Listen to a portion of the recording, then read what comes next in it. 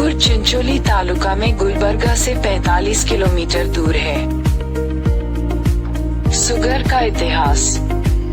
सुगुर जो चित्तपुर तालुक कलबुर्गी जिले में स्थित है, एक इतिहास है कि शिव और पार्वती उनके ऊपर आए और इसे एक पवित्र स्थान के रूप में बनाया। हिंदू इसे एक आध्यात्मिक पवित्र स्थान के रूप में महसूस करते हैं, जहां हजारों और लाखों भक्त एक साथ बह रहे हैं और भगवान वेंकटरमन से आशीर्वाद प्राप्त कर रहे हैं। सुगुर को होना सुगुर या स्वर्ण पर्वत भी कहा जाता है।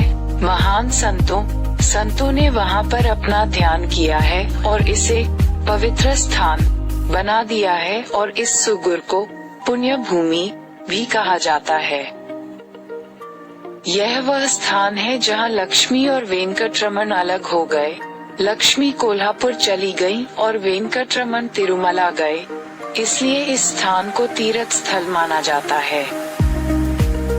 श्रीनिवास कल्याण के समय सभी देवी देवता श्रीनिवास और पद्मावती के विवाह की व्यवस्था करने के लिए स्वर्ग से पृथ्वी पर आए थे, लेकिन लक्ष्मी बिना लक्ष्मी के शादी में शामिल होने के लिए सहमत नहीं है।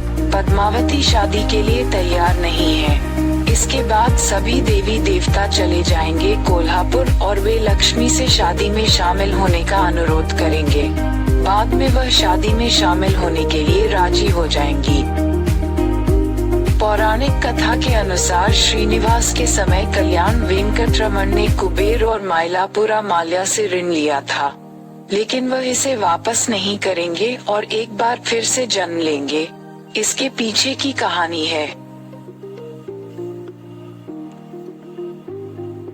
शादी के बाद पद्मावती और श्रीनिवास जहां तिरुमला में बस गए और लक्ष्मी वापस कोल्हापुर चली गई।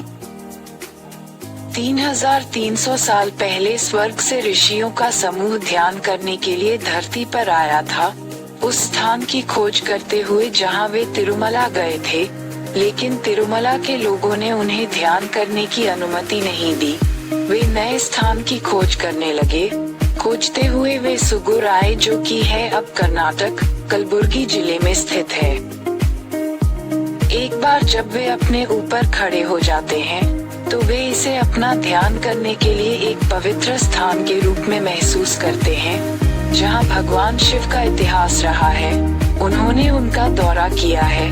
उन्होंने अपने ध्यान के समर्पण से 12 साल तक ध्यान किया। भगवान शिव ने संतों को दर्शन दिए और उस स्थान को पवित्र बनाया है जहां हम उसका इलाज कर रहे हैं। उसका एक पवित्र स्थान पुण्य भूमि है। परमात्मा के आशीर्वाद से उन्होंने उस पवित्र जल से उनके ऊपर पानी डाला। स्थानीय लोग हरे चावल, सफेद चावल और लाल चावल जैसी फसलें उगा रहे हैं।